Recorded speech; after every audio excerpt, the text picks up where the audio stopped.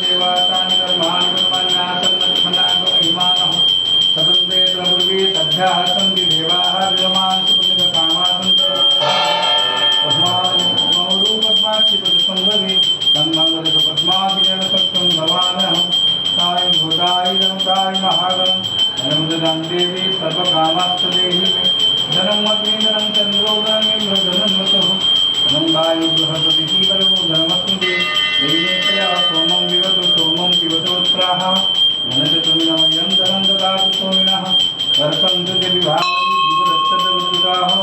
रोहन्तु सर्वविजामब्रह्मभिशोधिः सकलगणचिन्तारे श्रीचेवनमः श्रीवत्समायुष्यमालयकमालितमहीयते पवमानं महीयते धनदण्डं पशुं बहुसुखलाभं संवत्सरं दीर्घमायुः